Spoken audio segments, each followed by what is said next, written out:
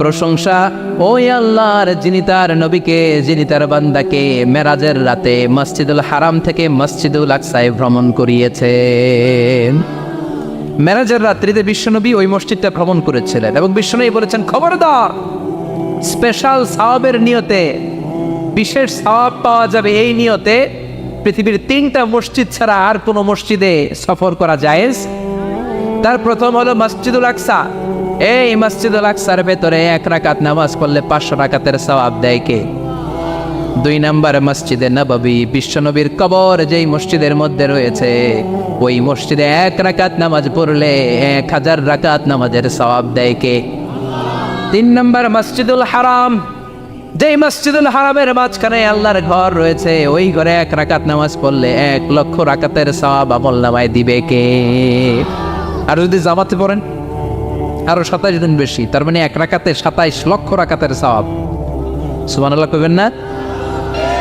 এজন্য বিশ্বনবীর এই মসজিদে নামাজ পড়লে 1 রাকাতে 1000 রাকাতের সওয়াব, মসজিদুল আকসাতে পড়লে 1 রাকাতে 500 রাকাতের সওয়াব, আবার মসজিদুল হারামে 1 রাকাত নামাজ পড়লে 1 লক্ষ রাকাতের সওয়াব দিবে কে? তার মানে দিনের জৈতুন বলে আল্লাহ ফিলিস্তিনের কসম কেটেছেন। আর এই ফিলিস্তিনের মধ্যে মসজিদুল আকসা রয়েছে, যেটা বিশ্বনবীর মেরাজের স্টেশন।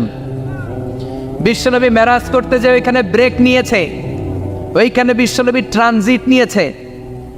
বিশ্বনবীর মেরাজটা হয়েছে এইভাবে, সরাসরি রব্বুল আলামিন বিশ্বনবীকে আল্লাহর আরশে টান দিয়ে একেবারে নিয়ে যায় নাই।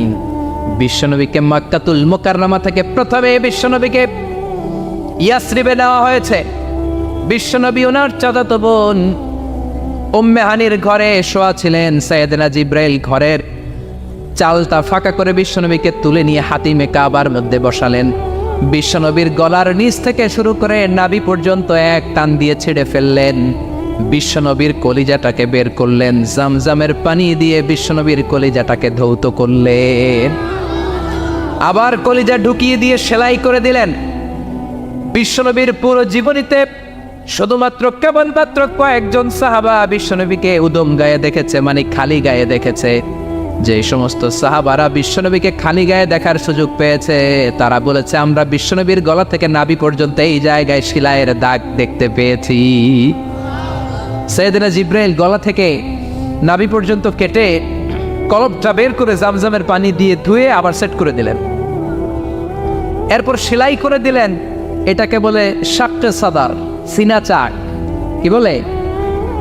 ডাক্তারি ভাষায় বলে ওপেন হার্ট সার্জারি। নাম শুনেন নাই? বিশ্বনবীর পুরো জিন্দেগিতে 2 বার এরকম ওপেন হার্ট সার্জারি হয়েছে। আল্লাহু আকবার। মেরাজের রাতে হাতিমে কাবা থেকে ওপেন হার্ট সার্জারি করে বিশ্বনবীকে সাইয়েদনা জিব্রাইল উড়িয়ে নিয়ে গেলেন একটা মরুর প্রান্তরে, ঘুটঘুটে অন্ধকার। সাইয়েদনা জিব্রাইল বললেন, ও নবী, এই জায়গায় দোয়া করেন। বিশ্বনবী দোয়া করলেন। দোয়ার পরে জিব্রাইলকে বললেন, ও জিব্রাইল, কোন জায়গায় রেখে দোয়া করতে বললা? জায়গাটা তো চিনলাম না।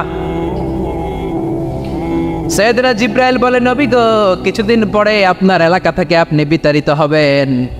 আপনার এলাকা থেকে বিতাড়িত হয়ে যেই জায়গায় আপনি হিজরত করতে যাবেন, এই জায়গাটা হলো ওই জায়গা, হিজরতের জায়গা। জায়গাটার নাম হলো ইয়াসরিব।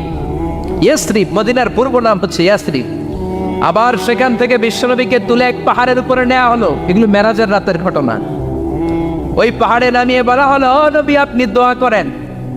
তার মানে প্রথম স্টেশন মদিনা, ইয়াসরিবে। দ্বিতীয় স্টেশন পাহাড়ের উপরে। ব্রেক নিচ্ছেন। ব্রেক নিয়ে বড় জার্নির জন্য বিশ্বনবীকে তৈরি করছে কে?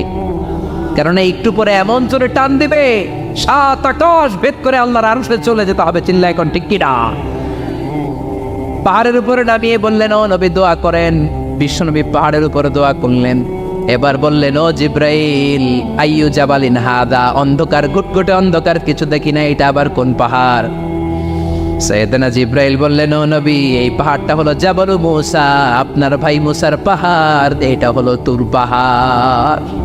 তুর পাহাড়ের চূড়ায় এসেছেন। সেখান থেকে আরেক ব্রেক দিয়ে বিশ্বনবীকে মসজিদুল আকসাতে নেওয়া হয়েছে। যে মসজিদুল আকসা ফিলিস্তিনের ভূখণ্ডে অবস্থিত, যে মসজিদে 1 রাকাত সালাত আদায় করলে 500 রাকাতের সওয়াব আমলনামায় ঢুকিয়ে দিবে কে? আবার এই ফিলিস্তিন বিলাদুস শাম, এই শাম দেশ যেন তেন জায়গা নয়। দুইটা বর্ণনায় পাওয়া যায় কিয়ামতের ময়দানটা হবে আরাফাতের ময়দানে, আবার আরেকটা বর্ণনায় পাওয়া যায় কিয়ামতের ময়দানটা হবে সিরিয়া ফিলিস্তিন এই শামের ভূখণ্ডের ময়দানে। পড়েন সুবহানাল্লাহ।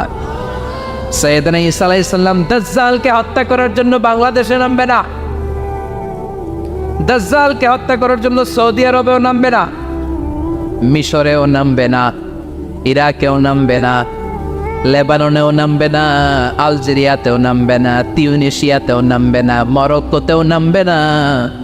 সাইয়েদনা ঈসা আলাইহিস সালাম দাজ্জালকে হত্যা করার জন্য ফিলিস্তিনের দামেস্কের জামে মসজিদের সবচেয়ে বড় মিনারার পাশে দুইজন ফেরেশতার পাখার উপরে ভর করে জমিনে নেমে আসবেন। এই জায়গাটা অনেক গুরুত্বপূর্ণ জায়গা। আল্লাহ বলেছেন বারাকনা হাওলা, এই পুরো এলাকাটাকে আমি বরকত দিয়ে ছেয়ে দিয়েছি। পড়েন আল্লাহু আকবার। আবার এই জায়গায় বিশাল একটা যুদ্ধ হবে। ফিলিস্তিনের একটা শহর আছে আল গৌতা, এই গৌতা শহরে মুসলমানদের কেন্দ্রবিন্দু হবে। কিয়ামতের আগ দিয়ে যা যা ঘটবে সব এই ফিলিস্তিনে ঘটবে। এই জন্য তিন আর জাইতুনের কসম কাটার মধ্য দিয়ে ফিলিস্তিনের কসম কেটেছে কে? এই ফিলিস্তিনের বাইতুল হাম, যেটাকে বলে বেথেলহাম, এই বেথেলহাম সিটিতে ঈসা আলাইহিস সালামের জন্ম। সুবহানাল্লাহ পড়েন। যাইতে মনে চায় সৌদি আরব, যাইতে মনে চায় মক্কা, যেতে মনে চায় মদিনাতে, বিশ্বনবী শুয়ে আছেন সেখানে। দেখা দাও রাসূলুল্লাহ, ধন্য করো দিদারে, আমি কেঁদে কেঁদে হই গো সারা, ধন্য করো দিদারে। দুই সাথীকে পাশে নিয়ে হায় ঘুমিয়ে আছো নিঝুম নিরালায়, আমি সইতে পারি না বিরহ জ্বালা, ধন্য করো দিদারে। ডেকে লও হাবিবাল্লাহ, ধন্য করো দিদারে। পড়েন আমিন। অসাধারণ কথামালা এই গানের, কিন্তু সামান্য একটু সমস্যা আছে। বিশ্বনবীর কাছে দিদার চাওয়া যায় না, দিদার চাইতে হবে কার কাছে? দেখা দাও মাবুদ আল্লাহ, ধন্য করো দিদারে, আমি কেঁদে কেঁদে হই গো সারা, ধন্য করো দিদারে। পড়েন আমিন। এজন্য বিশ্বনবীর দিদার আল্লাহর পক্ষ থেকে অনেক বড় নেয়ামত, কিন্তু দিদার বিশ্বনবী দিতে পারে না। দিতে পারে কে?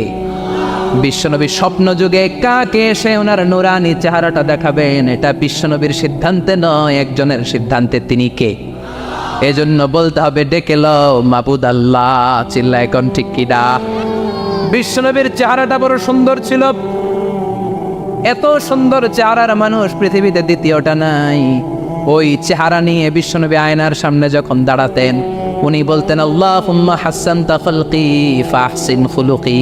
এর মানে হলো আল্লাহ আমার চেহারাটা আপনি যেমন সুন্দর করেছেন, আমার চরিত্রটাও সুন্দর করে দিয়ে। দিস ইজ দ্য অ্যাটিটিউড, এটাকে বলা হয় attitude. What a marvellous amazing attitude he belongs.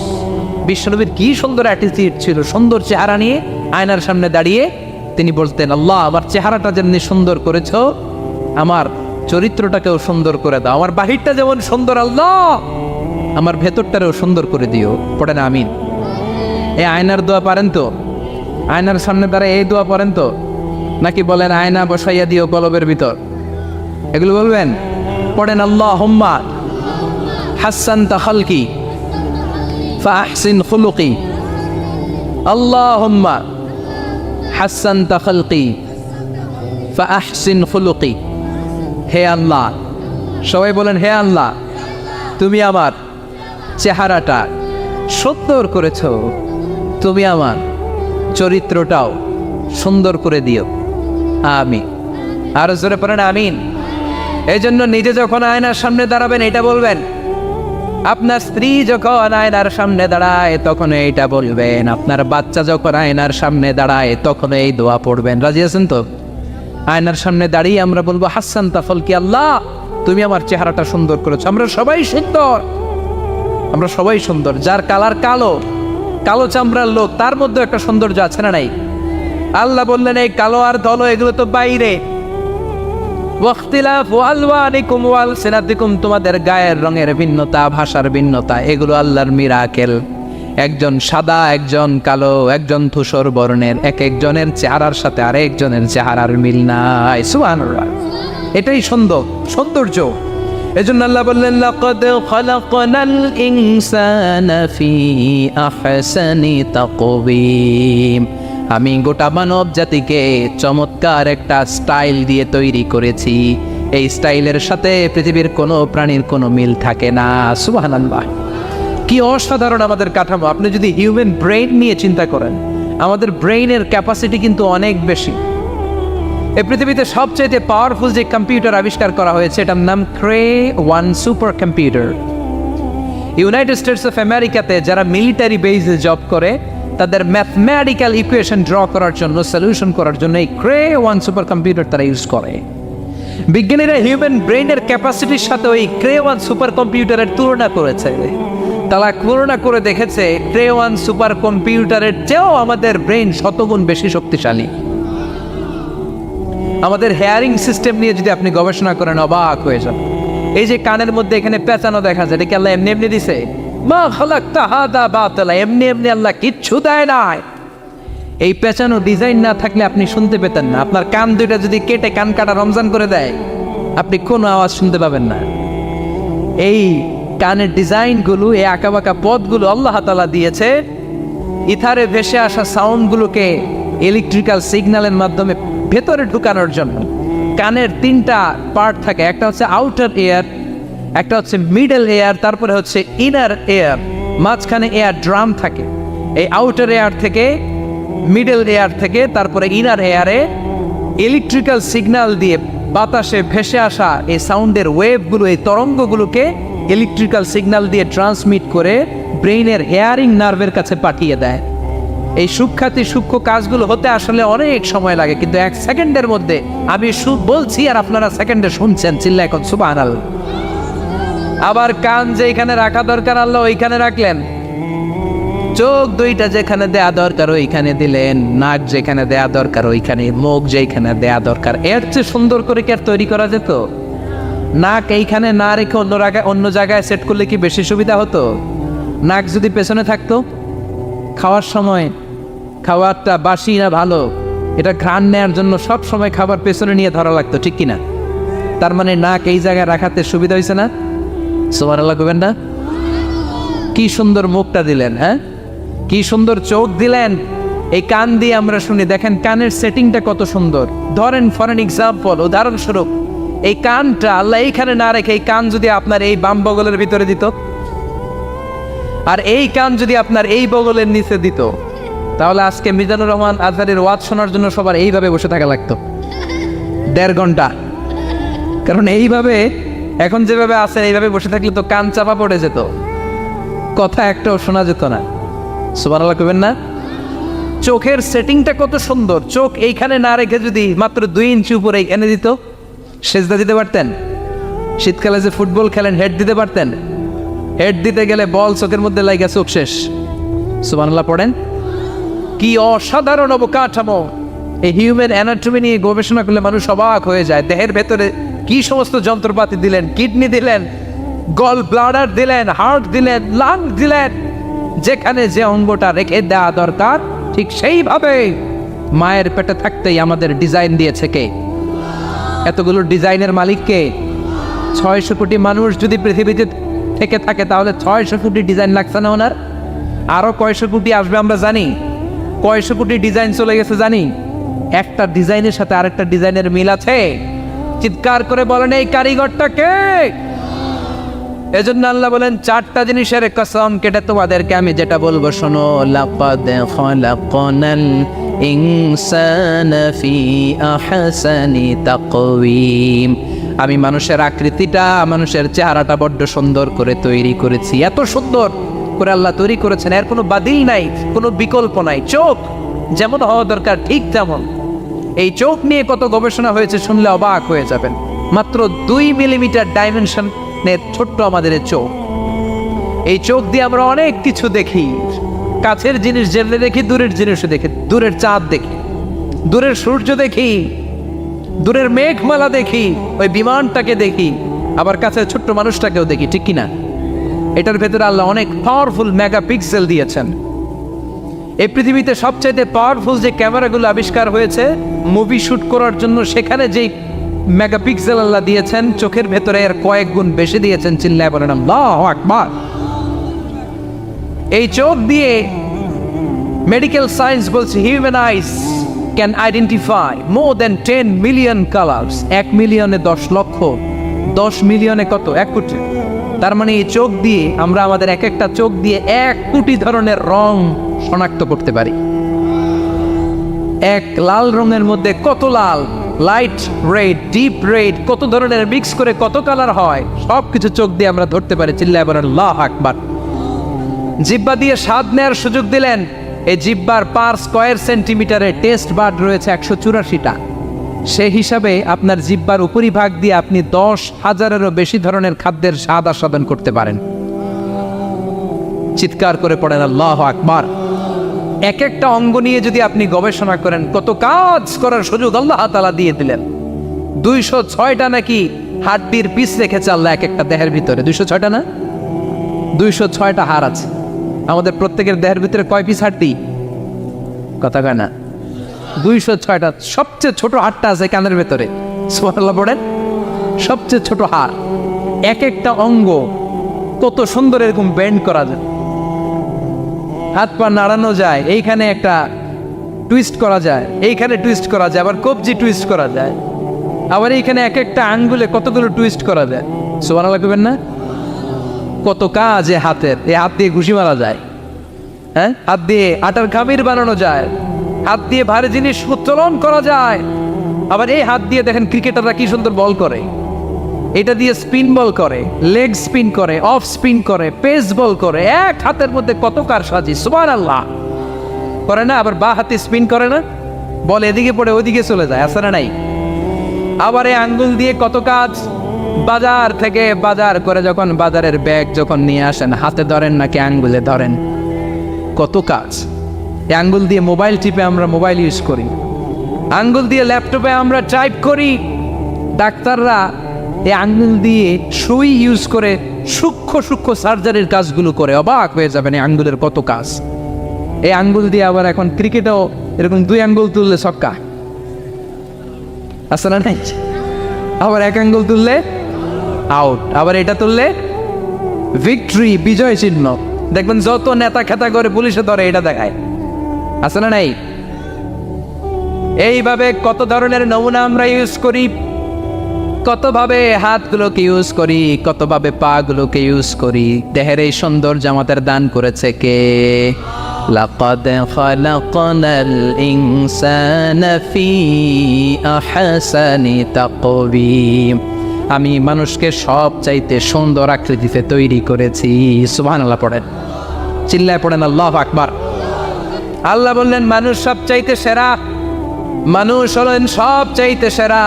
মানুষ যখন সেরা হয়, মানুষের চাইতে সেরা কেউ হয় না। আবার মানুষ যদি নিকৃষ্ট হয়ে যায়, মানুষের চাইতে নিকৃষ্ট কেউ হতে পারে না, ঠিক কিনা? আল্লাহ বললেন মানুষের আকৃতি আমি বড্ড চমৎকার করে বানালাম। সবচেয়ে সুন্দর আকৃতি মানুষের। সবচেয়ে সুন্দর আকৃতি কার? জোরে বলেন। সবচেয়ে বেশি মর্যাদা কার? আশরাফুল মাখলুকাত কে? আশরাফুল মাখলুকাত কে? চিল্লায়া বলেন। নাকি হাতি? রয়্যাল বেঙ্গল টাইগার শক্তিশালী না? এটা এটা তো মানুষ খেয়ে ফেলায়, তো এটাই না আশরাফুল মাখলুকাত হওয়া দরকার? হাতি সবচেয়ে শক্তিশালী না? তো এইটাই না আশরাফুল মাখলুকাত হওয়া দরকার? এগুলো কোনটাই আশরাফুল মাখলুকাত না। আশরাফুল মাখলুকাত হচ্ছে মানুষ। আশরাফুল মাখলুকাত কি? চিল্লায় বলেন আশরাফুল মাখলুকাত কে? এজন্য আল্লাহ বললেন লাকাদ খালাকনাল ইনসানা ফি আহসানি তাকওয়িম, আমি মানুষকে চমৎকার আকৃতি দিয়ে তৈরি করেছি। সুম্মা রাদাদনাহু আসফালা সাফিলিন, আবার মানুষকে আমি একেবারে নিম্নগামী করেছি। উপরে যেমনি নিয়েছি আবার মানুষকে নিম্নগামীও করেছি। তার মানে মানুষ যদি সম্মানিত হয়, মানুষের চেয়ে বেশি সম্মানিত কেউ হতে পারে? মানুষ যদি সম্মানিত হয়, মানুষের চেয়ে সম্মানিত হওয়ার সুযোগ কারো আছে? দলিল কি? দলিল হচ্ছে বিশ্বনবী যখন মেরাজে যাচ্ছিলেন, একটা সার্টেন লেভেল, যে একটা নির্দিষ্ট জায়গায়, যে সাইয়েদনা জিব্রাইল বললেন, ইয়া রাসূলুল্লাহ, আমি আর উপরে যেতে পারবো না, আমার খেলা এই জায়গায় শেষ, নবী আপনার খেলা এখন শুরু। সুবহানাল্লাহ। ও নবী, এই জায়গার নাম সিদরাতুল মুনতাহা, এটা সীমান্ত বৃক্ষ, এটা হচ্ছে বর্ডার এরিয়া। কি এরিয়া? এটা হলো বর্ডার এরিয়া, এখানে আমার খেলা শেষ। আজীবন আমি এই জায়গায় এসে কান পেতে আল্লাহর অর্ডার শুনেছি, আর ওই অর্ডার তামিল করার জন্য দুনিয়াতে নেমেছি। আমি জিব্রাইলের উপরে যদি 1 ইঞ্চি উপরে ওঠার চেষ্টা করি, আমার শত শত পাখাগুলোকে জ্বালিয়ে ছাই করে দিবে কে? সাইয়েদনা জিব্রাইল আর উপরে যেতে পারে নাই। যেখানে সাইয়েদনা জিব্রাইলের খেলা শেষ, ওইখানে বিশ্বনবীর খেলা শুরু হয়েছিল। কোন সুবহানাল্লাহ। তার মানে মানুষ যখন উপরে ওঠে, এত উপরে উঠে যায়, ফেরেশতাদেরকেও হার মানিয়ে ফেরেশতাদের উপরে চলে যায়। আবার মানুষ যখন নিচে নামতে শুরু করে, শয়তানকেও হার মানিয়ে নিচে চলে যায়। ঠিক কিনা? তার মানে হাইয়ার হলে সব দিক দিয়ে হাইয়ার, হাইয়েস্ট তো অল ক্রাইটেরিয়াতে সে হাইয়েস্ট, লোয়েস্ট তো অল ক্রাইটেরিয়াতে সে লোয়েস্ট। মানুষ ভালো হলে এর চেয়ে ভালো আর হয় না, মানুষ খারাপ হলে তার চাইতে খারাপ আর হয় না। এজন্য আল্লাহ বললেন সুম্মা রাদাদনাহু আসফালা সাফিলিন, মানুষকে যেমনি আমি সুন্দর আকৃতি দিয়ে তৈরি করেছি, আবার ওই মানুষকে আমি আল্লাহ নিম্নগামী করেছি। যেটা উপরে ওঠে ওইটা আবার নিচেও নামা লাগে। ঠিক কিনা? কোন তাফসীরে মুফাসসিরিনে ইকরাম বলেছেন, আসফালা সাফিলিন দিয়ে বার্ধক্যকে বোঝানো হয়েছে। যৌবনে মানুষের চেহারার সৌন্দর্য বেড়ে যায়। যৌবন যখন ঠিকরে পড়ে, একজন তাগড়া যুবক, তার চেহারার মধ্যে যে সৌন্দর্য, ওই ছেলেটাই যখন বুড়ো হয়ে যায়, তার চেহারার দিকে কেউ তাকাতে চায় না। রং ধরা যৌবন জং ধরে নাই, জং ধরে শেষ। ঠিক কিনা? আবার কোন মুফাসসির বলেছে না, এটা নৈতিক অধঃপতন। সুম্মা রাদাদনাহু আসফালা সাফিলিন, মানুষ যখন নিম্নগামী হয়, সবচেয়ে খারাপ হয়ে যায়। এই মানুষের মধ্যে যখন নেফাকি দেখা দেয়, মানুষ যখন মুনাফিক হয়ে যায়, সবচেয়ে খারাপ হয়ে যায়। মুনাফিকের চরিত্র যখন একজন মানুষের মধ্যে সে ধারণ করে, নিচে যেতে যেতে এত নিচে সে চলে যায়, শয়তান দেখে অবাক হয়ে যায়। শয়তান দেখে মনে মনে কয়, এইটাই যদি দুনিয়ায় আইবো, আমারে আল্লাহ বানাইছে কেন? কথা বুঝতে পারছেন? মানুষ এত নিচে যায়, শয়তান অবাক হয়ে বলে, এইটাই যদি দুনিয়াতে থাকবে, তো আমি তৈরি হইলাম কেন? আমি শয়তান হইলাম কেন? এজন্য মানুষ ভালো হলে সবচেয়ে ভালো, খারাপ হলে সবচাইতে খারাপ। তার কারণটা কি? মানুষ যখন খারাপ হয়, পশুর চাইতেও খারাপ হয়ে যায়। জোরে বলেন ঠিক কিনা? আমরা বলি না, তুই পশুর চাইতেও অধম। মানবিকতা হারিয়ে যখন মানুষ অন্যায় কাজ করে, তখন আমরা বলি তুই পশুর চাইতেও অধম। ঠিক কিনা? এজন্য বলা হয়, জনসংখ্যা বাড়ছে, মানুষ বাড়ছে না। বাড়ছে জনসংখ্যা, বাড়ছে কি মানুষ? বাড়ছে নাকি? মানুষ নাই। এই দুনিয়া এখন তো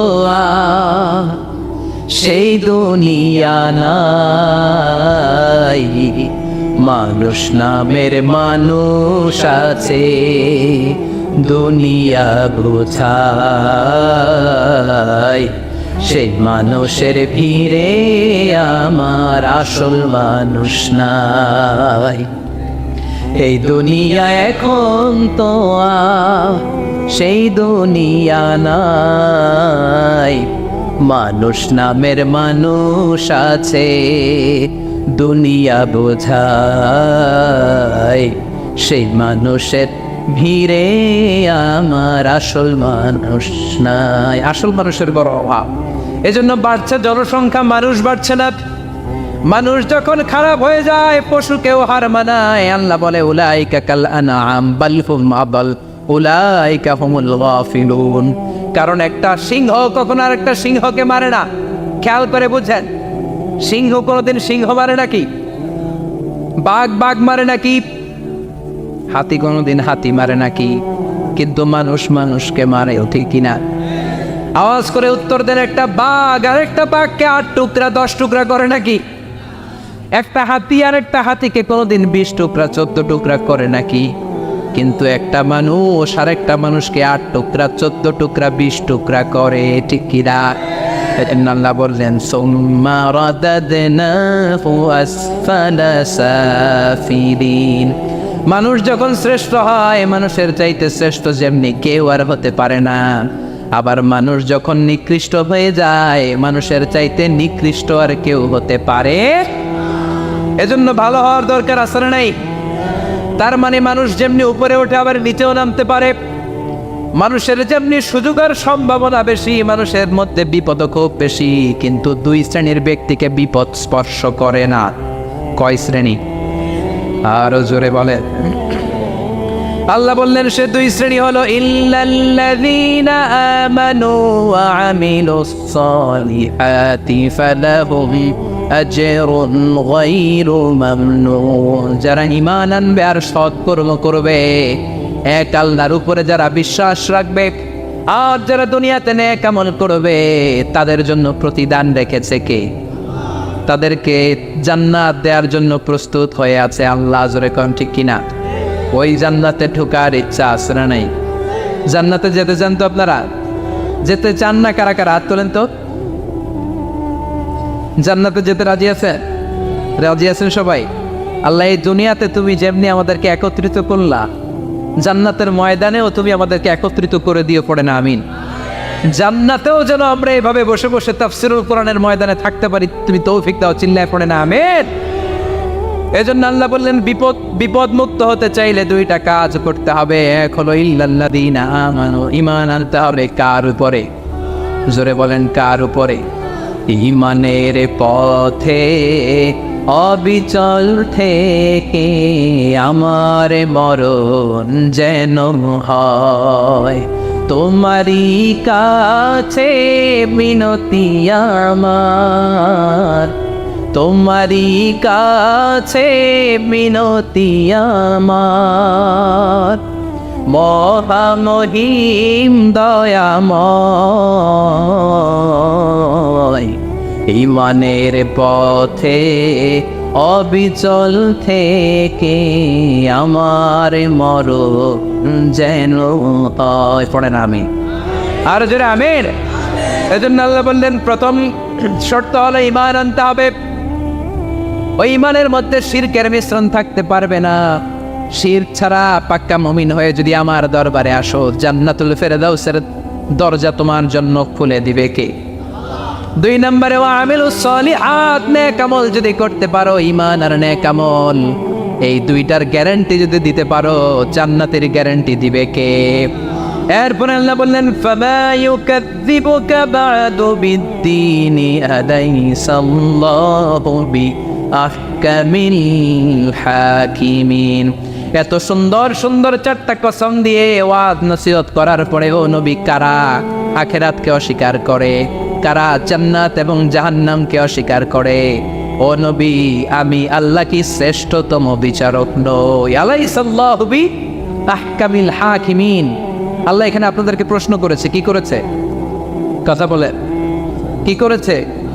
He put a question to the audience. Allah just put a question to the listener. শ্রোতাদের কাছে আল্লাহ একটা প্রশ্ন রেখে দিয়েছে। 8টা আয়াতের সূরা তো 3। যখন আপনি পড়ে শেষ করলেন, আল্লাহ একটা প্রশ্ন দিয়ে শেষ করবেন। আল্লাহ বললেন আলাইসাল্লাহু বিআহকামিল হাকিমিন, আমি আল্লাহ কি শ্রেষ্ঠ বিচারক নই? আল্লাহ কি শ্রেষ্ঠ বিচারক নন? আমরা বললাম বালা, অবশ্যই আল্লাহ আপনি শ্রেষ্ঠ বিচারক। আবু দাউদের বর্ণনা, বিশ্বনবী বলেন কেউ যদি সূরাতুত 3 পড়া শুরু করে, পড়তে পড়তে পড়তে পড়তে শেষ আয়াতে যখন চলে আসে, সে যখন পড়ে আলাইসাল্লাহু বিআহকামিল আহকামিল হাকিমিন। এর মানে হলো আমি আল্লাহ কি শ্রেষ্ঠ বিচারক নই, আমি আল্লাহ কি আহকামুল হাকিমিন নই। সূরা তিনের শেষ আয়াতে যখন কেউ পৌঁছে যায় সেজন্য আল্লাহর প্রশ্নের জবাব দিয়ে তারপরে সূরাটা শেষ করে। সেজন্য বলে বালা ওয়া আনা আলা যালিকা মিনাশ শাহিদিন, ও আল্লাহ আমি সাক্ষ্য দিলাম অবশ্যই আপনি আহকামুল হাকিমিন, আপনি শ্রেষ্ঠ বিচারক। কারণ আল্লাহর চাইতে শ্রেষ্ঠ বিচারক আর কেউ আছে নাকি? সব বিচারকের বড় বিচারক কে? সবচেয়ে বড় বিচারপতির নাম কি?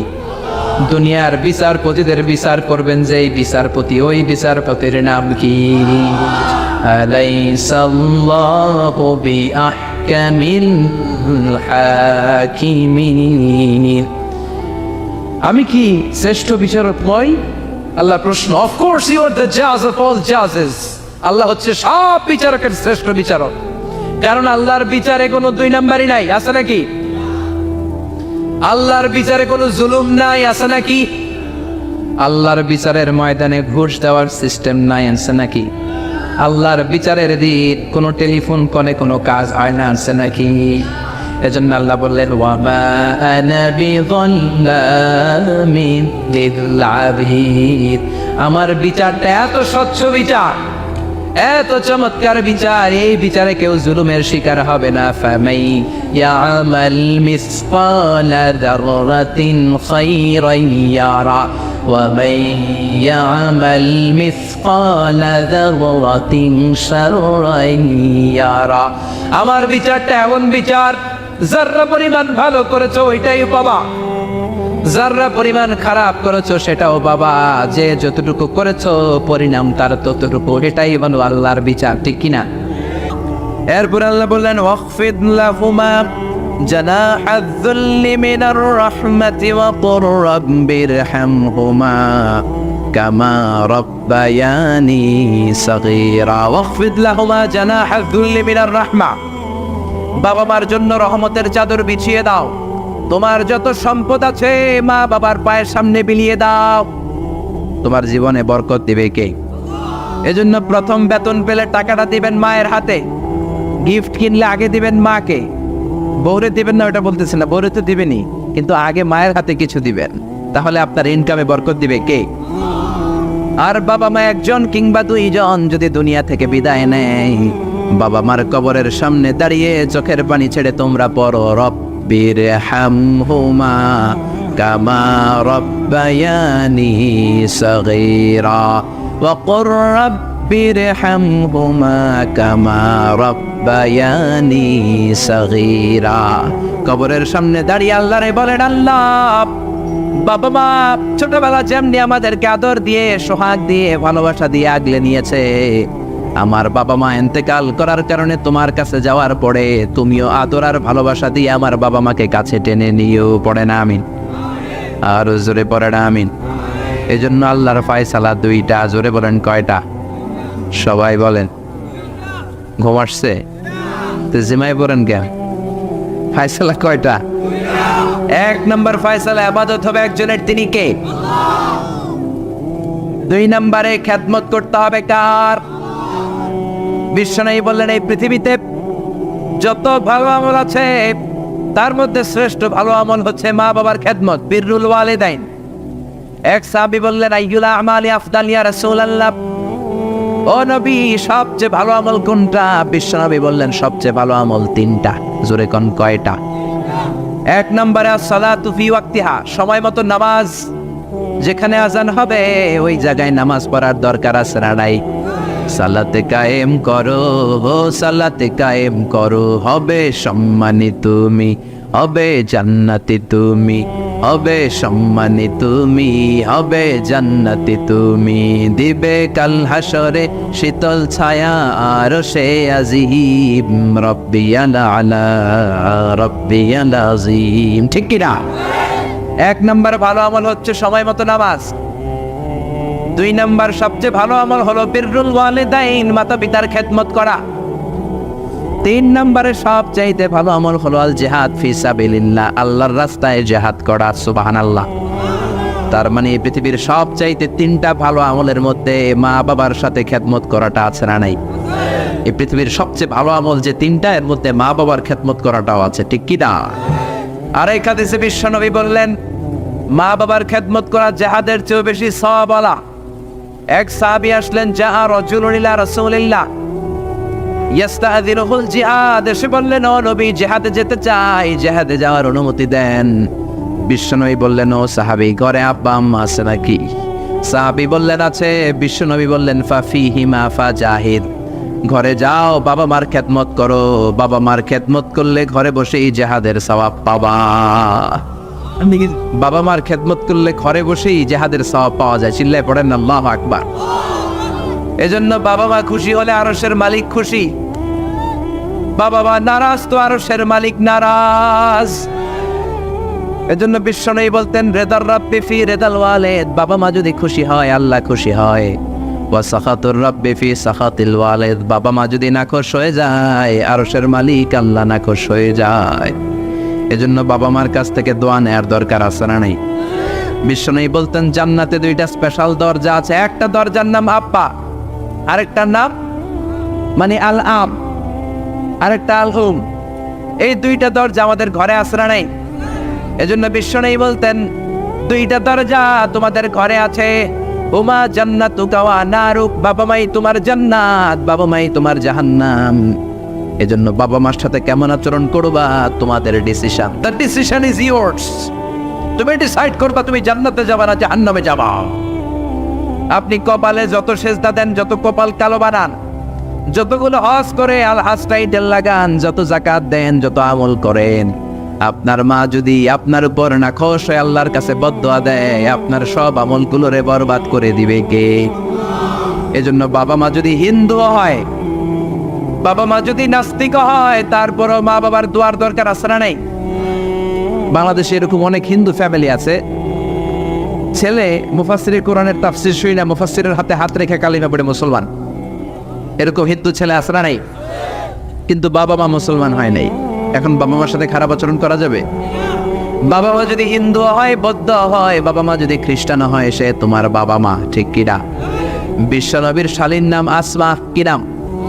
আসমা বিনতে আবি বকর, বুখারীর বর্ণনা।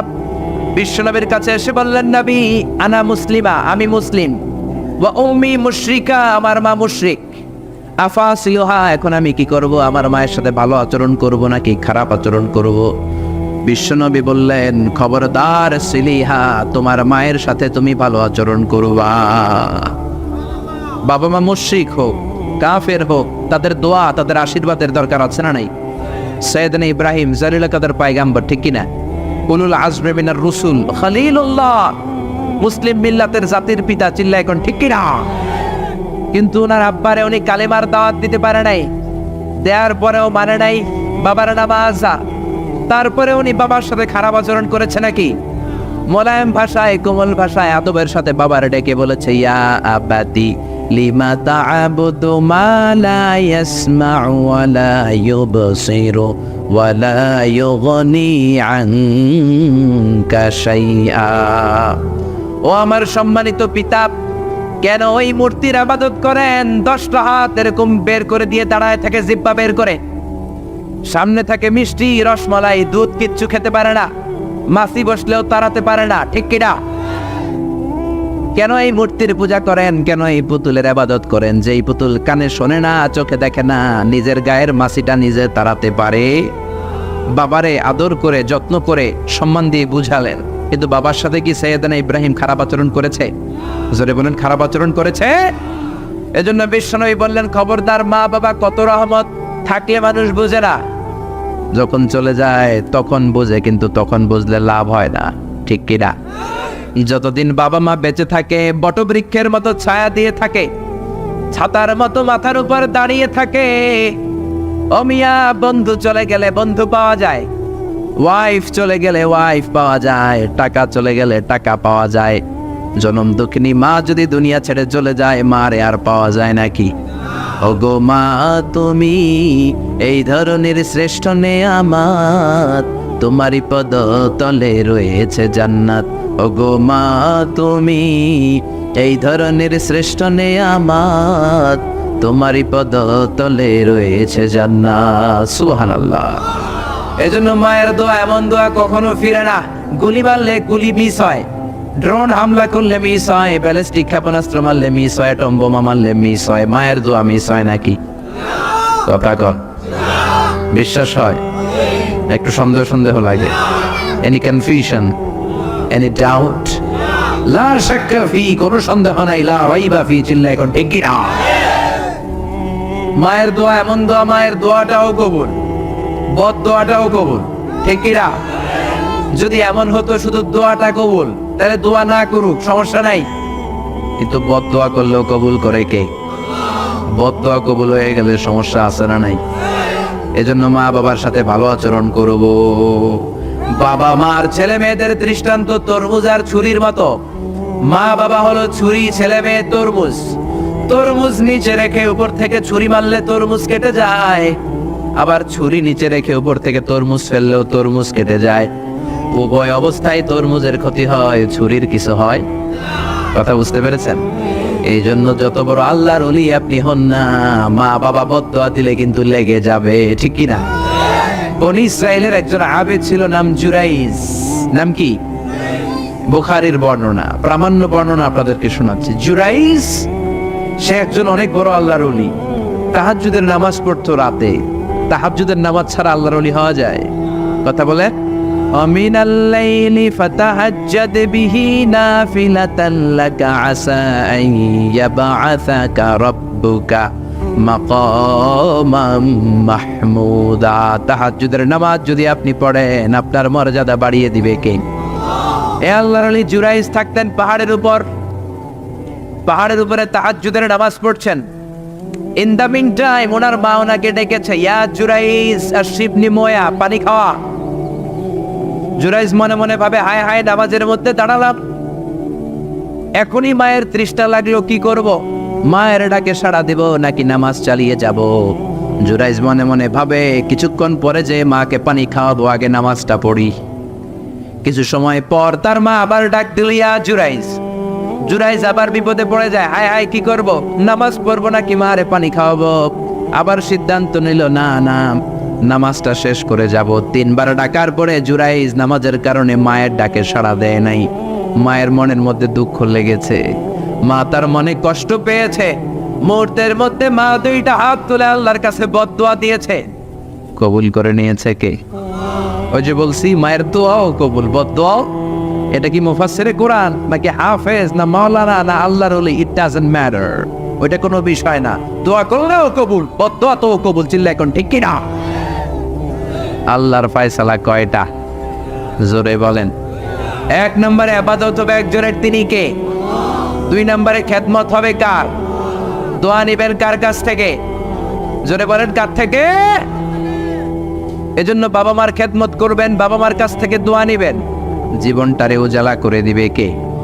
ইসলাম কখনো একপাক্ষিক কথা বলে না, মনোযোগ দিয়ে শোনার চেষ্টা করেন। ইসলামের কথা দ্বিপাক্ষিক, 2 পক্ষরেই ইসলাম কথা বলে। ছেলেদেরকে বলল, ওয়াবিল ওয়ালিদাইনি ইহসানা, মাতা পিতার প্রতি ইহসান করবা, কিন্তু বাবা মারেও বলে দিল তোমাদের জন্য কিছু কাজ আছে না নাই?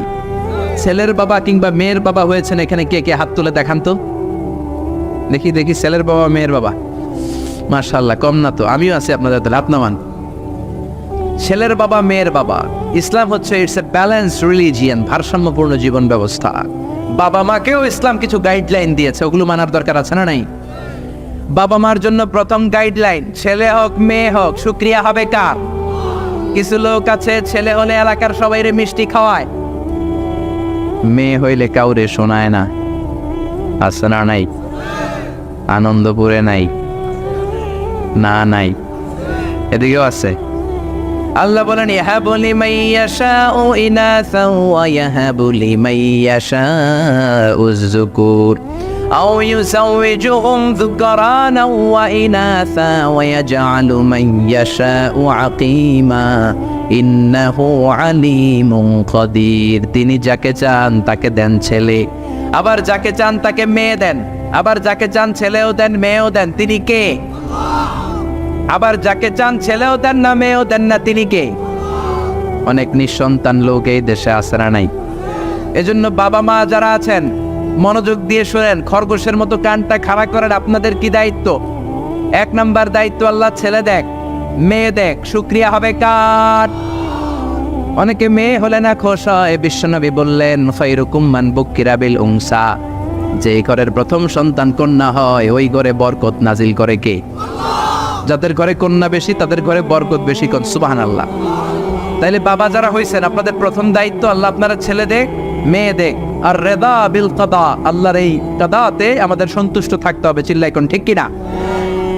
2 নাম্বার দায়িত্ব, ছেলে হোক মেয়ে হোক, আর সাথে সাথে কানের সামনে যে আজান দেওয়ার দরকার আছে না নাই? অনেকে আছে ছেলে হওয়ার পরে মেয়ে হওয়ার পরে মুয়াজ্জিন সাহেব খোঁজে, ইমাম সাহেব খোঁজে, আছে না নাই? ইমাম সাহেব রে খোঁজেন কেন? মুয়াজ্জিন সাহেব রে খোঁজেন কেন? আপনি নিজেই আজান দিবেন, নিজের ছেলের আজান নিজেই দিবেন। খেয়াল করে শোনেন, বিশ্বনবীর বড় নাতির নাম হাসান, ছোট নাতির নাম হোসাইন। হাসান হওয়ার পরে বিশ্বনবী এত খুশি হয়েছে, বিশ্বনবীকে বলা হলো ইয়া রাসূলুল্লাহ আপনার নাতি হয়েছে। বিশ্বনবী তাড়াতাড়ি ঘরে চলে গেলেন, নাতিকে কোলে নিয়ে হাসানের কানের সামনে বিশ্বনবী আজান দিলেন। নিজের ছেলের কানের সামনে নিজেই আজান দেওয়ার দরকার আছে না নাই?